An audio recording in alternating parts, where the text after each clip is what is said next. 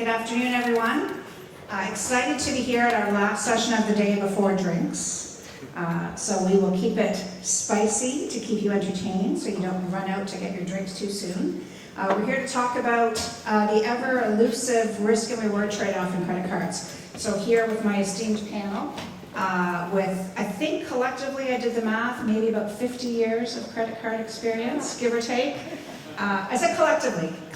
So I won't say what percentage with what folks, but you know, yeah, that's it. But you know, what I will say is, you know, credit card growth, credit card risk strategies. Since the pandemic, what a change, right? We've been talking about that quite a bit today, about how things have been evolving, whether it be digital, whether it be fraud, you know, associated with that, all the material changes that have been occurring in our ecosystem. Just a couple of stats before I throw it over to the panel. So, card balances have grown $40 billion since the pandemic lows. $40 billion. The last 2 years, we've seen double-digit balance growth. But new account growth is starting to slow, been flat, requiring our lenders to have new creative strategies. So, I will introduce the folks here that are going to tell us how they are managing through this macro challenge, starting with William Tsutsumida, who is responsible for risk and fraud at NEO. And interestingly enough, prior to his joining NEO Bank Canada, had lots of experience in Latin America. So we're going to hear from him about the different solutions in the Latin America ecosystem and what new products can be brought to Canada. Lora, who is responsible for risk at Tangerine. Lots of interest from Lora in terms of how digital banks are facing the challenges in this ecosystem. And then over to Cato Pastoll, who is head of Loop, who is responsible for growing and supporting our businesses in Canada. So I'll start with you, William. You know, I gave kind of the macro view. You know, what are you seeing in terms of how your strategies at NEO are addressing the challenge of flattening volumes? Wow, I got You got the tough opening question. Yeah, you go first. I think all the three of us, or the four of us, will talk about how technology is helping with that. So we at NEO, we have a very vertical integrated company. We have great partners, but we try to bring that technology towards our core, our credit strategies, and with granular data. And we saw the credit risk or the credit modeling panel, like data is alternative data. We say alternative data, credit risk, etc., credit bureau. But the way that we are applying technology to credit risk is going to the granular level, like transactional level, looking at if that my models that we have is they see, oh, this transaction that William is doing, it is William, or it's someone that is trying to pass as William, right? And then we can decide what we're going to do with that. So I think that understand that nuance of the customer behavior of the customers also help us to bring the cost down, etc., and then bring what the customers really want here, and different from countries that are in Brazil, Latin America, Central America, Mexico. Rewards here is the cashback is something very interesting that Canadians value a lot, right? We Brazilian, as well. Yeah. We Brazilian, we don't care a lot, but here is good. So like I think the answer to the question is how to bring that what the customer really needs with how we identify them, and then can pricing right or give the offer right. So that's how we try to strive in that very competitive market. So using technology and consumer behavior to try to find the right solutions. So Lora, as a key digital bank here in Canada, how are you addressing that? Do you see the same trends in terms of consumer behavior and modeling on that. How do you look at that at Tangerine? Well, it's great to be here. I would say, first of all, I think through the pandemic, and I'm of a certain vintage that I remember the global liquidity crisis, so it was interesting this time around, the difference from a card performance perspective, because I would say, especially for us, but I think generally in the industry, and my industry peers would probably agree, like cards and cards performance probably exceeded expectations. Like we thought we were going to see a lot more, I would say, turbulence in terms of losses and PCL performance from credit cards, but they're just, the portfolios are just starting to now normalize to pre-pandemic levels where, I know we had auto lending files and mortgage filing where they normalized, last year. So really, we're facing all of the interest rate challenges, inflation challenges, and sort of, I would say because the ticket sizes felt that sooner, and we observed that sooner in the portfolio performance. And so cards was actually a bright spot for us, and I think a big part of it, probably our bureau friends here can probably attest to it from some of the stats that they collect as well, but a big part is the immigration coming into Canada and also migration across provinces. Unfortunately, a lot of it leaving Ontario, but nevertheless, that migration and that activity offset and created some volume, and I think good quality volume that we appreciated, I would say, through the mix. But from a scoring perspective, it was tricky. It's definitely tricky because I think many times the scores, and especially with all the validation work and things that happen in regulated entities, they can get I would say maybe a little bit lose a little bit of the signal when things are changing so rapidly in a macroeconomic volatility like we saw. We have not seen rates fall or rates rise that quickly, in decades. Right. And so many of our population segments and client segments, this would have been their first time dealing with the combined effect of, rising rates that they've never seen before, higher ticket sizes, and just general higher cost of living. And so watching them try to absorb that, and everybody knows, obviously, through the pandemic with the injection of liquidity support from government entities, it kind of masked some of the performance that we were seeing. So from a scoring perspective, I think one of the things we learned a lot about and relied a lot more on through this has been deposit flows, cash flows, and predicting those flows, especially disruptions, changes in the velocity or time of day, and all the things that have to do with money movement. And we found in some of our back testing that was actually in certain segments more predictive than, for example, a FICO score. And so that really helped us learn, I think, through the cycle of what are the things that it's going to take to be able to, support and enable client needs. We're glad that Raptor season has started because Tangerine, we always see an uptick in application volume during Raptor games. And so it's like clients will still have needs regardless of the economic cycle.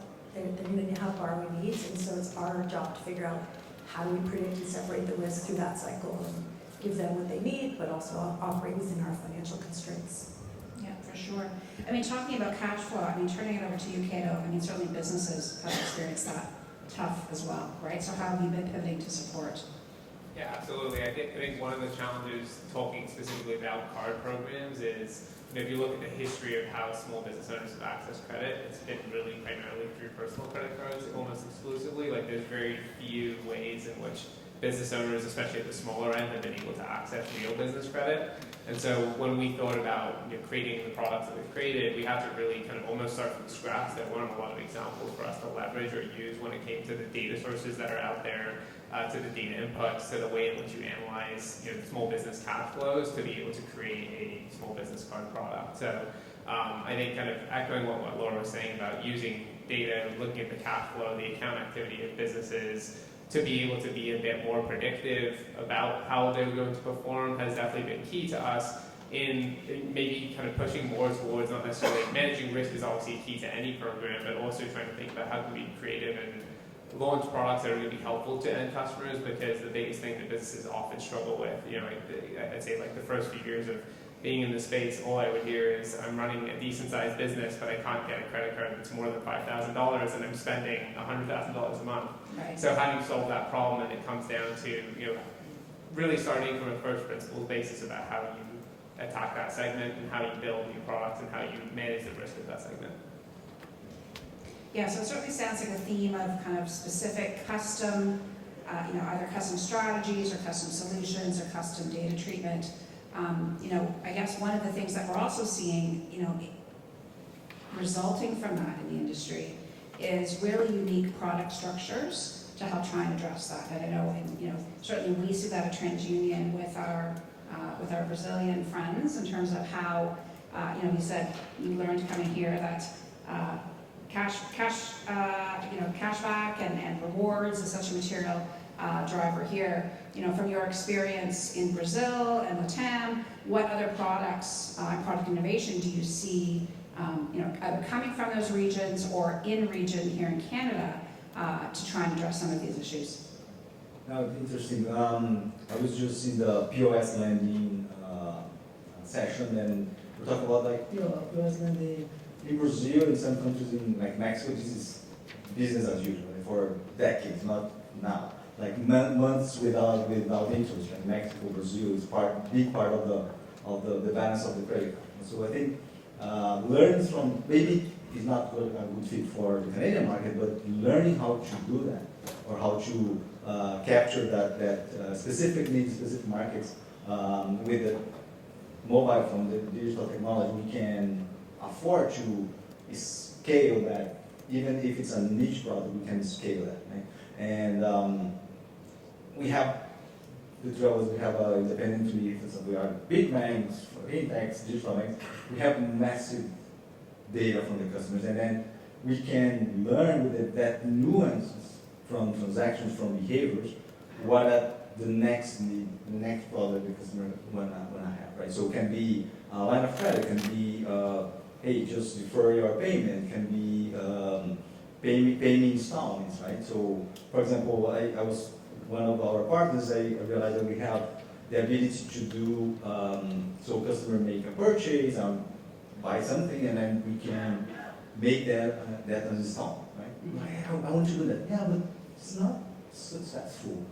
Come on, it is, right? Because we can do that. So, and then we have obviously revolvers, we have transactions, but how thinking about companies, how to improve balance sheets or balance with IDP. So I think this kind of understanding nuances is very important. Right? So I'm quoting a great TV series that I like, The Office. I don't know if it's politically correct, but one of the last things that they say is that there's beauty in ordinary things. Right? I think that's my always.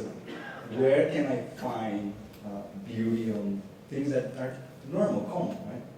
And then transforming things very different. So who's your favorite character? Good answer. So Lora, talking about kind of buy now, pay later, financing and so on, point of sale financing, where do you stand on that? Opportunity? I'm going to be contrarian. Good, we love it.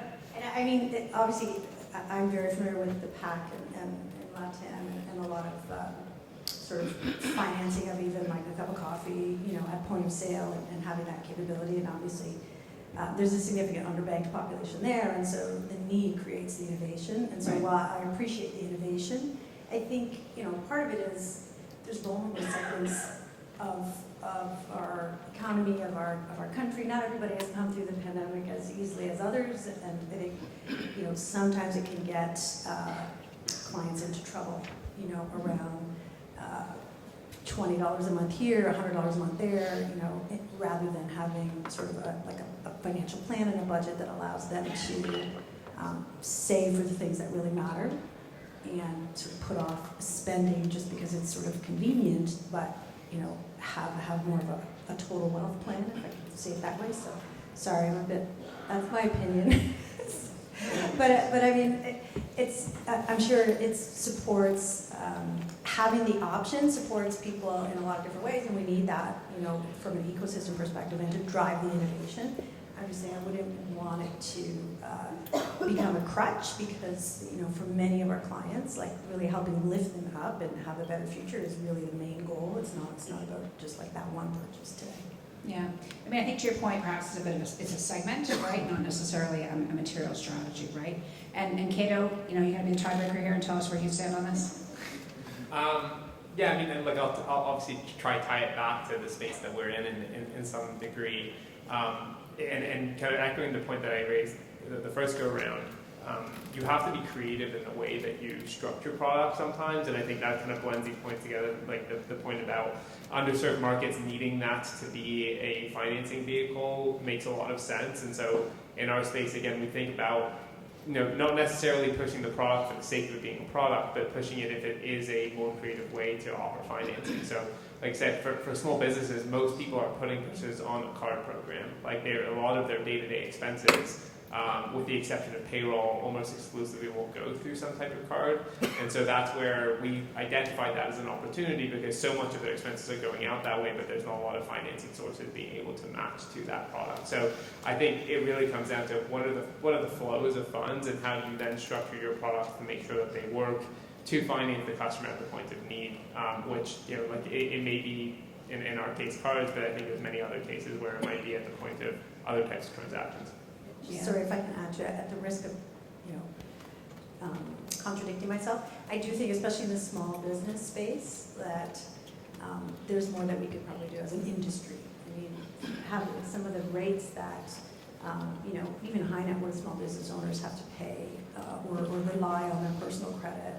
I think it's just on us to innovate more, and that's why I think it's great when we have folks that come from other markets where innovation might be moving faster and help us figure out how to do that in a way that helps the client, but also the industry. Yeah, I mean, we did have the panel earlier today that was really focused on that, right, on small business lending and what's next. So certainly lots of opportunity there, and I agree with Lora for sure. Yeah, sorry, but Don't apologize. I know you're Canadian now. You don't have to apologize. It's okay. Go ahead. Japanese. I don't know. So I think that the innovation is not only on the product side or credit side, but also how to use information to drive better behavior, good behavior from the customer. Right?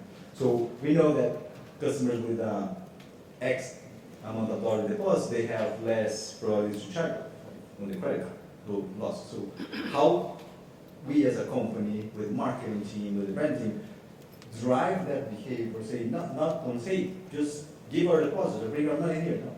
Like, kind of create these communications that customers say, hey, if I'm going to do that, that will create a good behavior, so we bring out like a good pattern of users of the product, etc. So I think that's one way that we can use innovation with data, credit risk, and branding communication center. So how to create this environment and ecosystems of promoting and stimulating good behavior. That's not done easily though, right? I mean, it's certainly, smaller organizations are much more nimble, right? And a larger organization is much more difficult. And you heard in a panel earlier talking about how difficult it is to get access to your own data, right? So I think that's maybe a good topic, and I'll start with you, Lora. How do you see, because there's lots of conversation about alternative data, whether that be your data or others' data, and how that can help drive, card offers, card pricing, card strategies. Where do you see the challenge in doing that in the ecosystem that we have today? That's a great question. I think, again, I'll go back to sort of the innovation. Moving into a space that's more API driven, I think has opened up a lot of opportunity. And of course, with that, you have to, zero, so I'm going to say, you have to make sure that you've got sort of the guardrails in place, that you're not ingesting or consuming anything that could, sort of put your perimeter of your systems at risk. But I think, with the layered system that we have, whether it's with affiliates, from a lead marketing perspective, or Google Analytics, or some of our partners, from a dealer model perspective, there is very rich data, also the data in the app itself, for those that have the app, There's a lot of rich data that we could leverage, and in the past we weren't able to leverage it because it was siloed and in sort of these, backyard servers or, Right. firewalled. Whereas now I think there's more opportunity than there's ever been to be able to bring it together into a singular view of the client, a 360 view, and understand them so that it would help drive, not only lower the risk, but drive, sort of the optimized relationship that you want to have with that client. And Cato, how are you addressing this? Yeah, I mean, a couple thoughts here. One, the availability of more data and more information allows you to be more creative when it comes to the product structure and innovate more. And obviously, one of to sound like a broken record, one of the consistent topics you've obviously been hearing from fintechs is access to banking data and open banking and kind of the advancements that need to happen there in order to create the environment that's conducive to more businesses being able to access capital at better terms and more consumers as well. But we obviously care a lot about businesses, and that's something that absolutely will make a material positive impact in the space. But at the same time, even in the absence of having that additional information, there's many other data sources that are out there that can be relied upon to be able to be better at making decisions and be able to provide credit where others have not been able to provide that credit before. So just to use some examples, one of the things that we have really been able to get creative about how we evaluate the business is by looking at performance data. So now a lot of businesses operate online. They use e-commerce channels for a lot of their revenue. So they're using very tech-enabled payment processors. They can authorize the ability for you to have access to that type of information. That's a key data source being able to make better credit decisions or faster credit decisions, to unlock more products and services. So I would say that there's one, banking data is obviously one critical part of it, but there's more and more sources now available because a business is no longer homogenous. It usually is using somewhere between 10 and 15 different service providers. So if you're able to start layering those pieces together, you can tell a more accurate picture of what that business looks like. Yeah, I think that's really interesting because if you think about, as you said, businesses are very underserved in this ecosystem, right? And so they're, I would anticipate their adoption of open banking. Business owners might be very different potentially than consumers, right? And so that kind of is a good segue to talk about fraud, because I think that's one of the concerns that consumers are going to have, if and when, I say when, open banking becomes a reality here in Canada. So talk to me about, again, we've seen material fraud increase through the pandemic, and how is that impacting your strategies, particularly, as all of you are, primarily digital, right? So I'll start with you, William. And sorry to go back to data, but one example. Don't say sorry. Yeah. We were detecting a range of fraudsters, and then when we look in different geographies, they have different access to data they have, essentially. This example is particular for Mexico. Found a range of fraudsters, and then what we saw is that this device, they had 100% battery level for 15 days straight. Nobody in this room had 100% battery level on the phone for 15 straight days, right? So it's a form of a device that we're trying to scheme different banks, different applications. So again, ordinary data. So we have this data and how to connect the dots with what we're looking at, right? And transaction, we manage fraud, velocity, frequency, amounts, etc. But what if this is the pattern of the customer, right? So merchants, we have, when we buy something, when I buy something, I click on and then I put in the card and I say, hey, maybe I don't want this now, so I leave my product on the card, etc. Fraudsters just go click and purchase, right?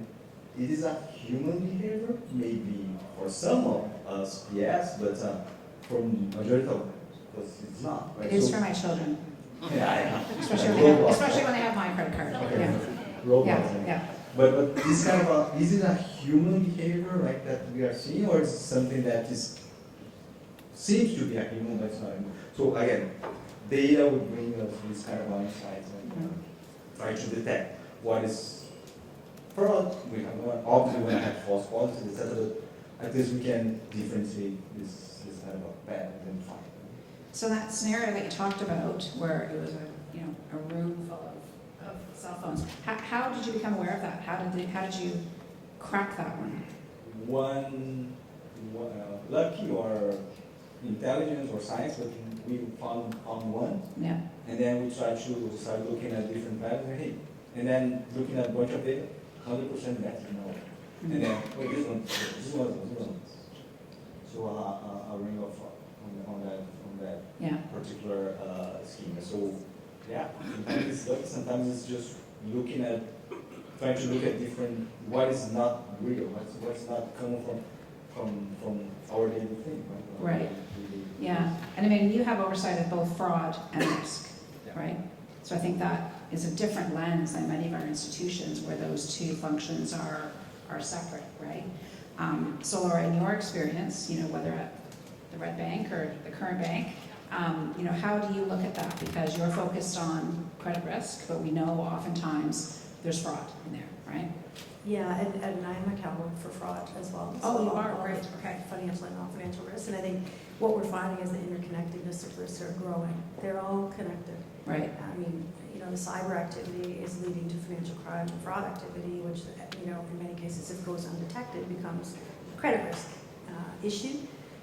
And I think if I'm optimistic in general, so I would say if there's one upside or silver lining to just an order of magnitude higher incident threat landscape since the pandemic, then that silver lining is that it's forcing us all, both incumbents and digital entities, across the ecosystem, along with big tech, to really become wise to the fact that the interconnectedness of our systems, of our digital capabilities, of our payments and money movement is creating a very rich opportunity for very, very capable, sometimes more capable than us, I hate to say it, but they have better, probably AI shops than most of us do, because the ROI is amazing. Right. There's very little consequence.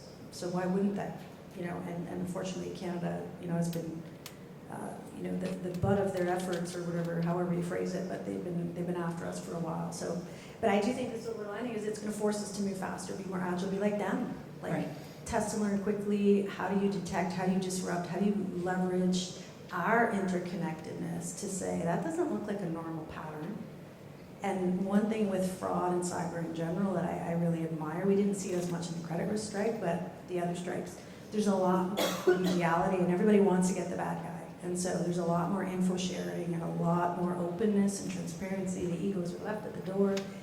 And I think that's what it's going to take, really, because, a lot of it ends up being, what we see on our side is, it's sort of the inverse when you have like a lot more client intentional, or a lot more, if it's the client is scammed into it or goes into it knowingly, but nevertheless, they're involved. And I think, especially through negative, macro experiences like we've just had over the last year, people that are lower on their FICO score, younger, tend to be the most either vulnerable or culpable for that kind of, in our experience, what we've seen.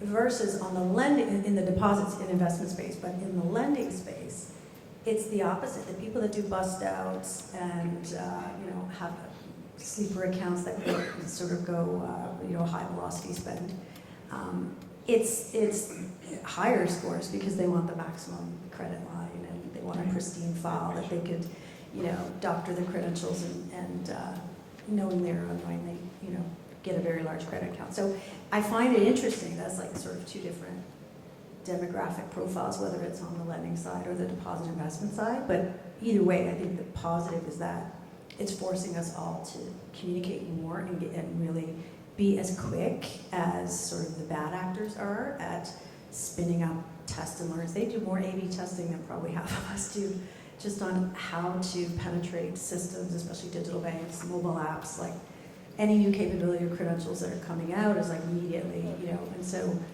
I think we all have to be vigilant. Right. And so, I think one of the themes we're hearing here, whether it be around kind of strategy, credit strategies or product development strategies or fraud detection is around understanding consumer behavior and the patterns, right? And so, Cato, tell me about how you're managing that, because your small businesses act very differently, right, I suspect.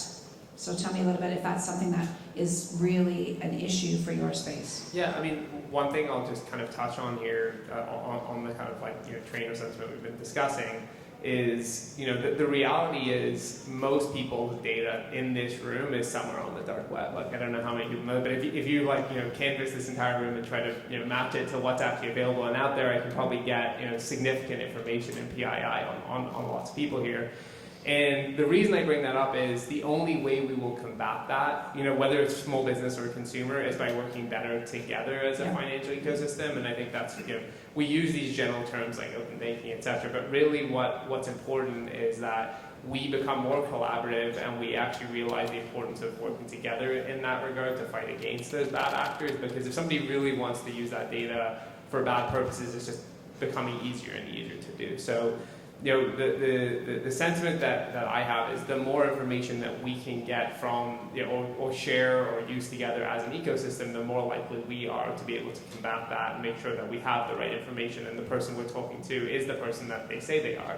Right. And I think, we need to make sure that, we keep saying data, but the more data that we have, the more we will be able to more likely determine that and make sure that we're making the right decision. Which, like I said, I think is in the interest and the health of the entire ecosystem as a whole. So that's true for small businesses. I think, from my experience, small business owners are very likely as well to fall victim to these types of kind of scams or fraudulent activities. And they might look like slightly different or have slightly different flavors to some of the consumer ones, but nonetheless it's still there. And so we have to be vigilant and make sure that we're taking the right steps to create products and create a onboarding journey for those businesses that protects them ultimately. Yeah, so again, a theme I'm hearing here, again, our topic is risk and reward, right? I think many of us have been, saying that open banking is an opportunity, but some see it as a threat. Whether you call it open banking or whether you call it collaboration as an ecosystem, I think we all have a role to play, right? So whether that be, issuers or lenders or fintechs or, even TransUnion and the Bureau in terms of pulling all this together. So I think, as we wrap up the kind of formal point, I want to kind of give each of you the floor to tell me, in the risk-reward trade-off, what's the one thing that, you'd encourage everyone to be doing differently and to thinking about differently. So William? You know what, I'm going to give William a break. I keep going first to him. I'll let you think about it, William. Okay? I'll go to Cato.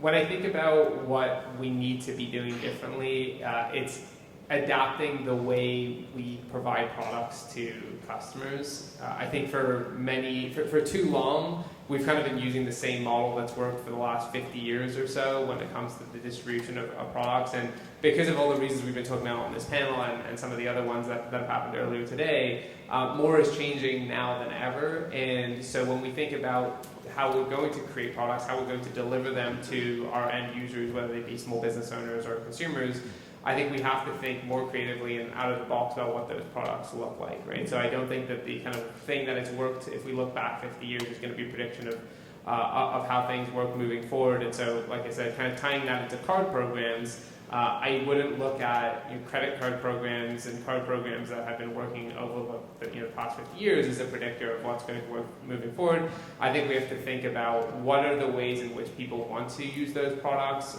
what are the mechanisms through which they expect to access those products and services, and the world that we see is one that is much more integrated and all in one. So I think that a lot of kind of banking in the past has been siloed. I have my credit card here, I have my accounts here, I have my payments over here, my bill pay, my checks.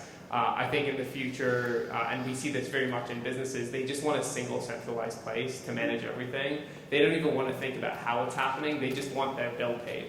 So it doesn't matter if it happens with a credit card, it doesn't matter if it happens with a wire payment, they just want the thing to get done. And using technology, we should be able to make that happen. Agreed. Okay, going in alphabetical order. Lora. Well, I used to have a nickname called the CLI Queen, so I will just go back to basics in cards. If you want to maximize or optimize risk reward, embrace credit limit increase programs. Like, if you only have a limited investment budget, embrace credit limit increase programs. Invest in statistical optimization, whether you do it homegrown or through a third party. Extracting ROI out of that population is low-hanging fruit. And then right after that would be pre-approvals.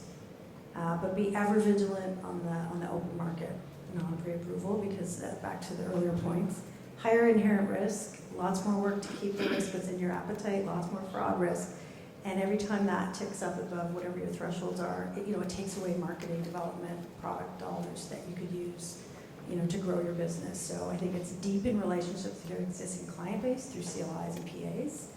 Find out what they love, if it's low rate, rewards, cash back, but increase the timing and velocity of credit limit increase programs, and you'll maximize your ROI.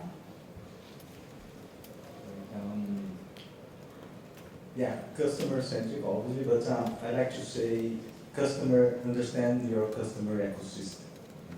And what I'm talking about ecosystem is not only financial, etc., but what is around, right? So, for example, we have our workflow, we have like 14 merchants, so we can understand through the customers another customer, another potential customer, or how that customer interact with that merchant, interact with a partner, interact with us. So understanding that customer at the core, the ecosystem, and then solve for the pain points. So we have tons of pain points, either journey in the app, call centers, collections, credit lines. So understand them, but always focus on your customer ecosystem and how that happens, right? One example was Nubank in Mexico. Unbanked population, customer had our credit card, right? And then Scotiabank they have this, but hey, they go to buy a Coke in a little store, and then they say, hey, you want to buy a Coke, but 20 pesos, less than $1. If you pay with the card, it's 22 pesos, 2 pesos more. What's 2 pesos? 10 cents? Nah. But for that customer, it's very important, right? So we start doing credit for the small business, so taking care of the customer ecosystem. So I think that's the approach that we're trying to do, is understand them, what we can be relevant for them, and then help you with all of that. So in closing that, I think I heard a theme across all of your answers, and that's really understanding your customer and what drives them. So with that, I will close the panel. And Tal, do we have a few minutes for questions, or do people want to head over to the bar?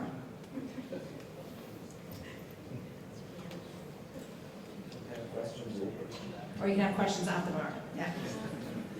Okay, well, thank you. Thank you very much for your time.